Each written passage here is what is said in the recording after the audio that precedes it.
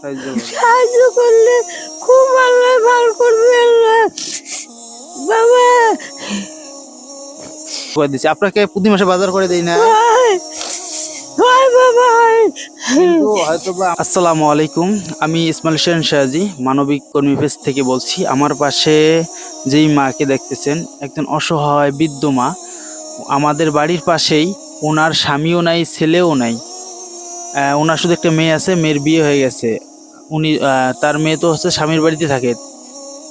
এই তার মেয়ে তো হচ্ছে তাকে তো সবসময় দেখতে পারবে না, খাওয়াতে পারবে না, কারণ স্বামীও নেই, ছেলেও নেই। আমরা প্রতি মাসে আগে ওনাকে আমরা বাজার করে দিচ্ছি। আপনাকে প্রতি মাসে বাজার করে দেই না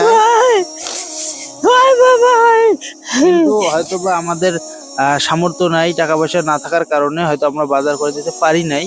তারপরও চেষ্টা করি দেওয়ার জন্য। যদি আপনারা যদি এই মায়ের পাশে দাঁড়ান, সহযোগিতা করেন, তাহলে আমরা প্রতি মাসে ওনাকে আমরা বাজার করে দিতে পারবো ইনশাআল্লাহ। ওনার ঘরে এখন চাউল নেই। ঘরে চাউল নাই মা? নাই বাবা, চাল বাবা, চাউল চাল আছে দুশো। বেটি বেটির বাবা, বেটি যাচ্ছে জামান টামান ধরিয়ে এসবে। আজকে খাবারটা বলবার বাবা নাকছো মা বাবা, মুই বাবা মুই বলবার বাবা চান চান ওই যে চান সবার কাছে চান যে আপনারা কি সহযোগিতা করেন, চাউল দেন। বাবা কেমন করে কম কথাটা কেমন করে চাও বাবা। বাবা মুখো সাহায্য করলে খুব আল্লাহ ভালো করবে আল্লাহ। বাবা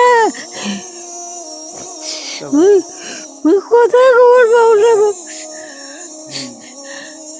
হচ্ছে ওনার হচ্ছে চাউলটা, মানে চাউল তো ঘরে নাই নাই। এই আপনি একটু দেখেন, এই রান্নাঘরের মধ্যেই দেখেন কি অবস্থা। একটা টিউবওয়েল, এই রান্নাঘরের টিউবওয়েল, এই ঘরের অবস্থাটা দেখেন।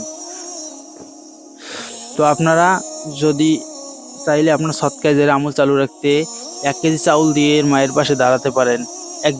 একদিন শুধু দায়িত্ব নেবেন 1 কেজি চাউল দিয়ে, ইনশাআল্লাহ আপনার অনেক ভালো হবে এবং আখেরাতের মধ্যে এর যা যা পাবেন ইনশাআল্লাহ।